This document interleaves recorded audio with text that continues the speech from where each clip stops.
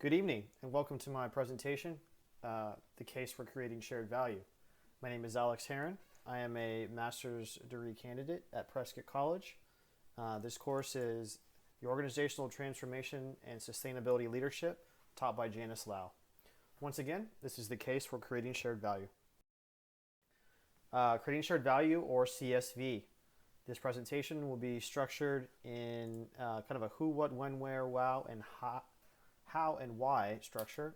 First, I will talk about what is CSV, and I'll talk about who or what companies should adopt CSV, when should these companies adopt CSV, where should CSV be implemented within the organization, why adopt CSV, and finally how to best implement CSV.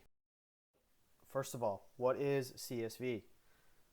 CSV at its core is creating a business model that does a social and or environmental good along with generating profit. CSV makes clear that profit and benevolence do not have to be mutually exclusive. They can be one and the same. CSV is defined by the Harvard Business School 3 levels or 3 pillars. The first pillar is reconceiving products and markets. This is akin to meeting societal needs through the products themselves. Second, redefining productivity in the value chain. This involves looking at the value chain, both the upstream and the downstream elements, making it more equitable and sustainable. Finally, improving the local and regional business environment or strengthening the cluster on which the company depends. That was the definition. Now, what is CSV really about, and kind of my interpretation of that definition? CSV is a process, not a desired outcome. The desired outcome is shared value within the company, profit and a societal or environmental good is done, a benefit to society is done, and the company makes a profit. The process of getting there is through CSV. There are 4 defining characteristics of CSV. Ethical is the first one. CSV is about doing what's right, about what is good. In other words, using capitalism for these good actions, and not just for profit. Sustainable. CSV implements long-term sustainable solutions, sustainable profit over time. And authentic.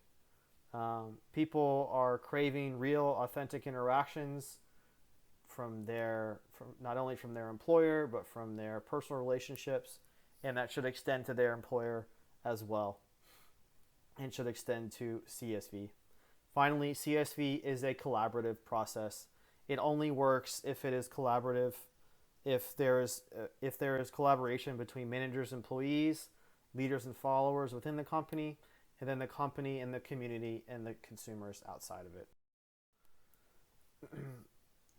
Corporate responsibility. How CSV differs from CR, or CSR as you might know it. The main difference is that corporate responsibility is unilateral, CSV is multilateral.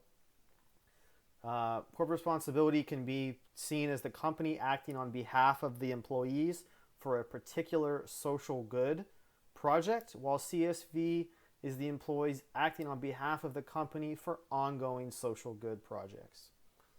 Some examples of corporate responsibility would be a company donating to a particular cause, or a company organized volunteer events. Examples of CSV: purchasing a material good locally or using a local service, or aka that's value chain, or partnering with a local nonprofit to offer job training programs. These are long-term sustainable solutions within the community and the company. Why CSV? The benefits are numerous. You can attract better employees, have more efficient workers, stronger B2B relationships, gain competitive advantage, and of course, do good or benefit society. Who should adopt CSV? That's easy. Any company wishing to take care of its employees, take care of its community, increase productivity, attract best job prospects, invest in the future, grow profit, and do good. Where in the company should CSV be adopted? CSV works best when it is implemented across all sectors and departments. Again, this goes along with it being a multilateral process where the more people that are involved with CSV within the company, the stronger the process becomes and the more effective it becomes. It's a collaborative process. Employees, middle management, C-suite, everyone should be involved. Good starting point to adopting CSV would be to ask yourself or your employees, in what direction would you like to see the company go? Are we heading towards more profit? Are we looking to do a particular societal good, keep our current trajectory, which, if it's just about profit, hopefully we're looking at also benefiting society in some way or looking at CSV, but to each their own. When should CSV be implemented? The answer is now. And how should CSV be implemented? CSV, again, align company goals across all sectors and departments. Make sure the entire company is on the same page because every arm represents the whole. As I mentioned just now, goal setting is important. We need to define the purpose of the new company or the new company goal or culture that we want to implement. A good way to implement CSV within the company, transformational and servant leadership. Transformational leadership is really about re-examining the relationship between leader and follower to become one that is mutually beneficial. It involves empowering employees and emphasizes that leaders can come from anywhere and can be anyone within the company. We are looking to build up and out instead of just top down.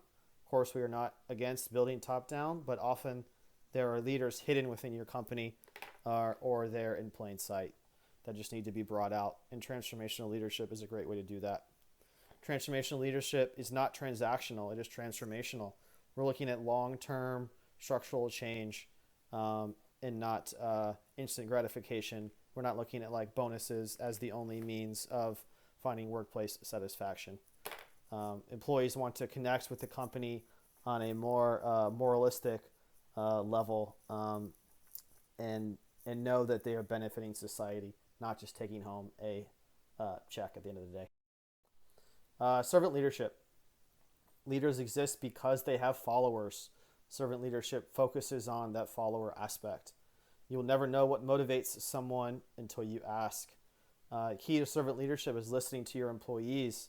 Employee surveys are a very underutilized tool in a manager's toolbox. I know at my current employment, I've been there for 8 months. I don't think anyone has asked me, directly, are you enjoying the work? I do happen to be enjoying the work, but no one would know, unless they ask. And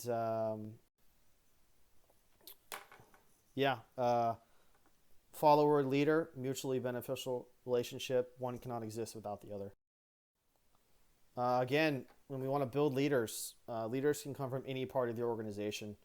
It is not strictly those in management or leadership type roles currently. We want to look for initiative and encourage it. It is always more efficient and cost effective to build a better workforce with the people you already have than to seek replacement workforce or expensive outside consultants. And when you have this diversity and leadership within the company, it creates a competitive advantage. Finally, CSV works. Whole Foods is a great example of a company engaging in CSV and making record profit. Whole Foods is the most economically successful food retailer in North America, and they emphasize environmental sustainability in all of their activities. They support community and development. They have knowledgeable in-store personnel. They are a great example. Heineken, they stress their value chain. At each stage, they assess energy, water, and CO2 impacts. They source 49% of raw materials locally. That was, I think, as of 2018. Their goal to be was at 60% by 2021. And because of Because of their efforts, their profits rose 24% in 2022 to nearly $5 billion. Costco is another great example. They are voted America's best large employer year after year, often beating out Google. They put their company culture above everything else, and their company culture is to value the people that work for them. The Forbes 100, or it might be the Fortune 100 best companies to work for, they beat their peers in the market by 2 to 3% year after year. The Parnassus Endeavor Fund invests strictly in sustainable companies. They have beaten the market by 4% every year for 10 years. Finally, in Larry Fink's Larry Fink, the CEO of BlackRock, his letter to other CEOs, he brings up the term stakeholder capitalism. Stakeholder capitalism, as he defines it, is a mutual beneficial relationship between the company and its employees and the customers. He stresses that stakeholder capitalism is an essential feature of effective capitalism, involves the relationship between a company, its employees, and society, and states that it is being redefined. His stakeholder capitalism is essentially ESG. It is also CSV. And BlackRock manages more than $10 trillion of assets. And finally, I will reiterate that CSV is about profit and purpose. It's about balancing the two in order to achieve long-term sustainable growth. Thank you very much. These are my references.